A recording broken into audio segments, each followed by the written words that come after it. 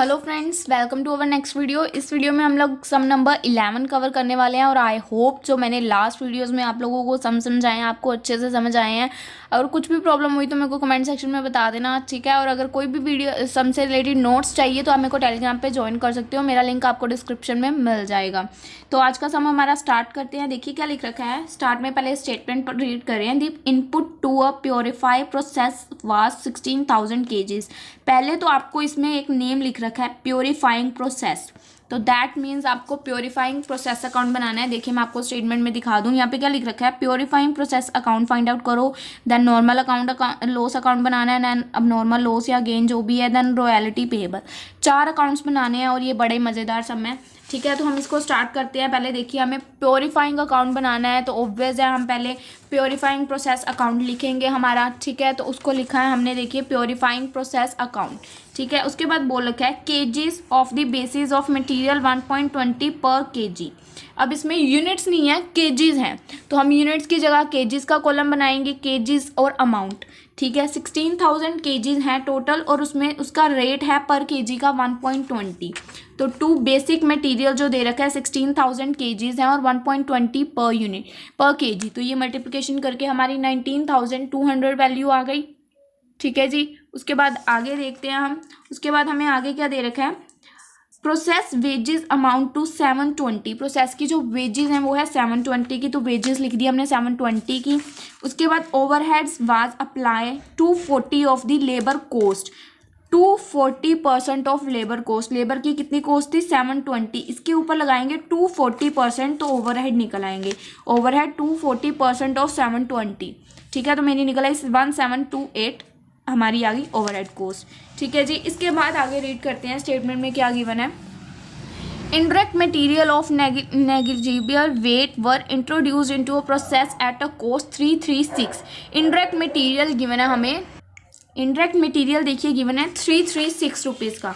तो indirect material है तो इनडायरेक्ट एक एक्सपेंस है, तो हमारा इधर ही आएगा। देखिए इनडायरेक्ट मटेरियल 336 का, ठीक है। उसके बाद क्या लिख रखा है। Actual output from the process weight 15,000 kg।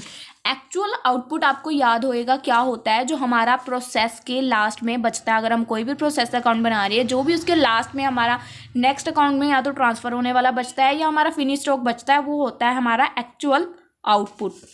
तो हमें यहाँ पे इन्होंने कितना दे दिया एक्चुअल आउटपुट 15,000 kgs। तो यहाँ पे मैंने डाल दिया 15,000 kgs, ठीक है जी। 15,000 डल गया। उसके बाद आगे देखिए हमें क्या दे रखा है। The normal yield of the process is 92%। अब ध्यान से यहाँ पे समझना है इस पॉइंट को। नॉर्मल यील्ड मतलब नॉर्मल लॉस नहीं लिख रखा। नॉर्मल यील्ड मतलब 90, जो एक्चुअल जो भी उनकी इनपुट थी ना, उसमें से उनका 92% प्रोडक्ट या यूनिट्स या केजेस बिल्कुल ठीक है। बचे कितने 8%, वो हुए हैं इनके नॉर्मल लॉस। ये चीज़ आपको यहाँ पे ध्यान देने वाली है। इन्होंने घुमा के लिखा हुआ है normal yield of the process is 92%, मतलब 92% प्रोडक्ट्स हमारे बिल्कुल सही हैं। 8% का हमें नॉर्मल लॉस हुआ है। तो इसके लिए आप चाहे जैसे मर्जी कर सकते हो। देखो टोटल हमारे कितने यूनिट्स हैं 16,000 के, और नॉर्मल लॉस निकालने के लिए जो भी है देखिए 16,000 में से आप ऐसे भी कर सकते हो 16,000 माइनस 92%, सही वाले प्रोडक्ट्स माइनस कर दो, बचे हमारे 1280 यूनिट्स। चाहे ऐसे कर लो, चाहे अगर आपको चाहे तो 92 में से अगर हम देखें 100 में से 92% प्रोडक्ट्स हमारे सही हैं तो 8% डिस्ट्रॉय हैं। तो चाहे आप 16,000 के ऊपर डायरेक्टली 8% लगा लो, तभी आपका 1280 आएगा। जैसे मर्जी कर लो, ठीक है। नॉर्मल लॉस की यूनिट्स निकल आए 1280, ठीक है। उसके बाद हम हमारे पास ये भी वैल्यू है, ये भी वैल्यू है, ये वैल्यू नहीं है, एंड देन अगेन ये वैल्यूज़ नहीं है, ठीक है। इसके बाद आगे देखते हैं हमारे पास क्या है। अब पहले तो हमने ये ले लिया, ठीक है। इसके बाद हमने ये देख लिया कि ये बोले 92% इसमें से नॉर्मल वेस्टेज है, ठीक है। इसके बाद देखिए any difference in weight between the input of basic material and output of purify material is sold. जो ये 8% का लॉस हुआ है वो सोल्ड, स्क्रैप सोल्ड होगी 0.50 पर केजी। 0.50 पर केजी 1280 को, ठीक है। 1280 मल्टीप्लाई 0.50 640 आपका आ गया नॉर्मल लॉस का अमाउंट, ठीक है जी। आई होप आपको ये चीज़ समझ आई है। देन नेक्स्ट देखिए क्या लिख रखा है। The process is operated under a licence which provide payment for of royalty 0.15 per KG purify material produced.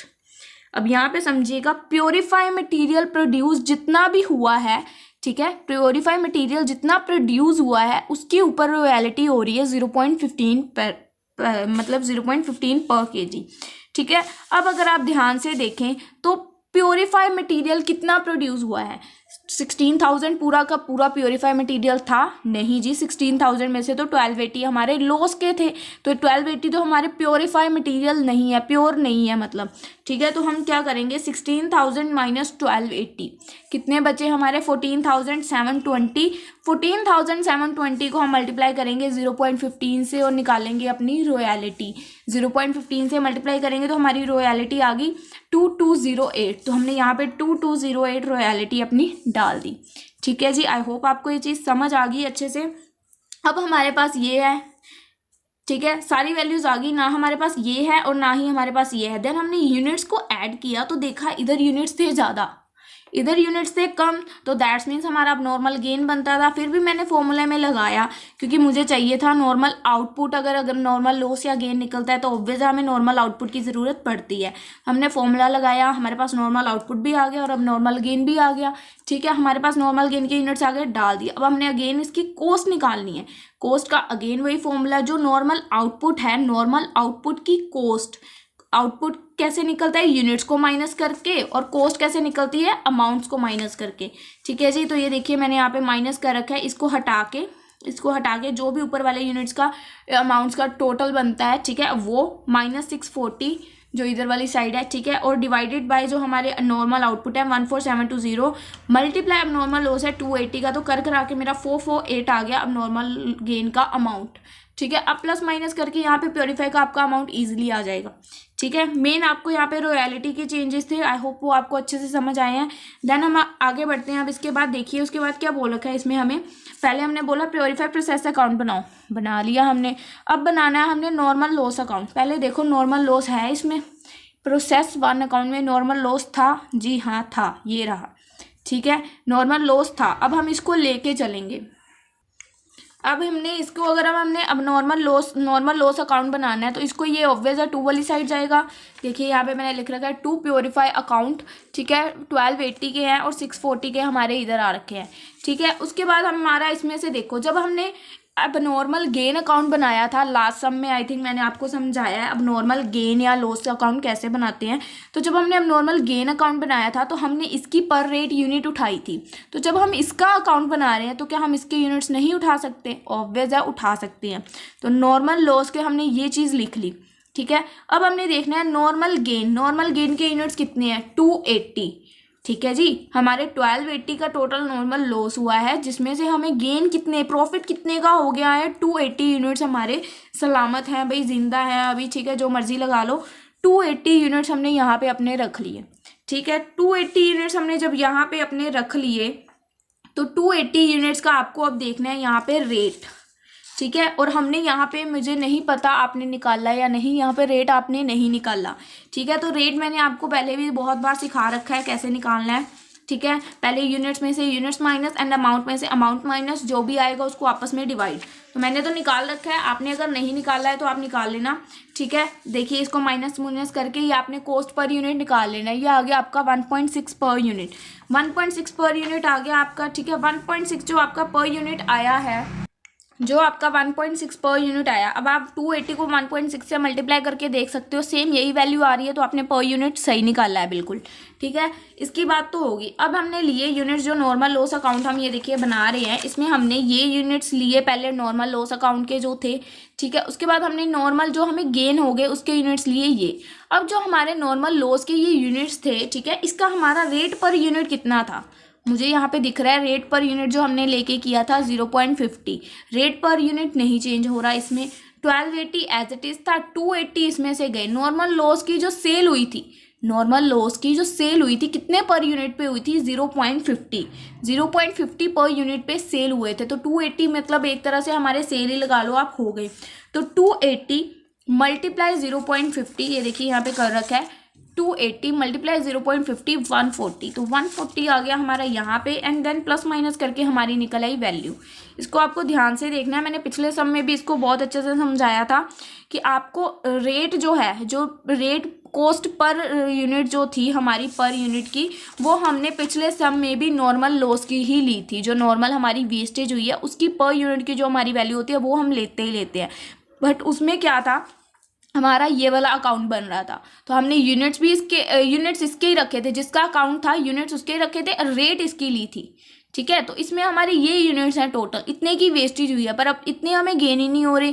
Gain कितने हुए हैं हमें 280, हमने यूनिट्स चेंज कर दिए बट रेट तब भी इसी का है, सेम वही चीज़ है जो हमने लास्ट सम में की थी। ठीक है, अब हमने नॉर्मल लॉस अकाउंट बना लिया। आई होप आपको ये समझ आ गया कैसे बना नॉर्मल लॉस अकाउंट। ठीक है, उसके बाद देखिए हमें यहाँ पे क्या बोला गया, अब नॉर्मल गेन या अब नॉर्मल लॉस अकाउंट बनाओ। अब नॉर्मल गेन और अब नॉर्मल लॉस अकाउंट के लिए पहले इसमें देखो, अब नॉर्मल गेन हुआ था, हाँ जी हुआ था, ये रहा अब नॉर्मल गेन। तो ये बाय टू साइड है, तो अब नॉर्मल गेन अकाउंट में बाय साइड जाएगी, प्योरीफाई अकाउंट 280,448।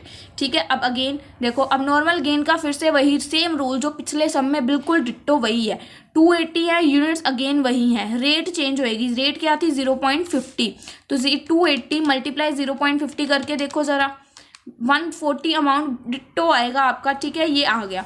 उसके बाद अब नॉर्मल गेन लॉस गेन में क्या करना है आपने, साथ में इसमें आपने रॉयल्टी का भी लेना है। ठीक है जी, इसमें आपको रॉयल्टी का अमाउंट भी लेना पड़ेगा। देखिए रॉयल्टी का अमाउंट, रॉयल्टी का अकाउंट के जो वैल्यू लेते समय हमने अगेन यूनिट्स अपने सेम रखने हैं 280 के।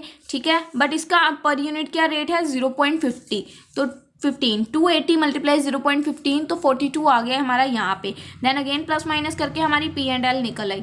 ठीक है, ये चीज़ आपको अभी समझ आएगी क्यों ली, क्योंकि जब हम आगे रॉयल्टी पेएबल अकाउंट बनाएंगे, ठीक है, रॉयल्टी पेएबल में हमने पहले रॉयल्टी की यहाँ पे वैल्यू देखनी है। रॉयल्टी की वैल्यू क्या थी 2208 और इसके यूनिट्स कितने थे 14720। ठीक है, ये हमारे यूनिट्स थे और ये हमारा रॉयल्टी का अमाउंट था। तो अब आपको ये टू साइड दिख रहा है, तो इधर जाके ऑब्वियस है बाय साइड होएगा। देखिए यहाँ पे डाला है बाय प्योरीफाइंग 14720 और यहाँ पे 2280। ठीक है, उसके बाद अब हमने रॉयल्टी का अमाउंट जो अब नॉर्मल गेन अकाउंट में डाला था, अब नॉर्मल गेन अकाउंट में 2 वाली साइड डाला था रॉयल्टी का अमाउंट, 280 यूनिट्स थे और 42 रुपीज़ के थे, तो ये बाय वाली साइड आ गए। बाय अब नॉर्मल गेन 280 यूनिट्स 42 रुपीज़ के।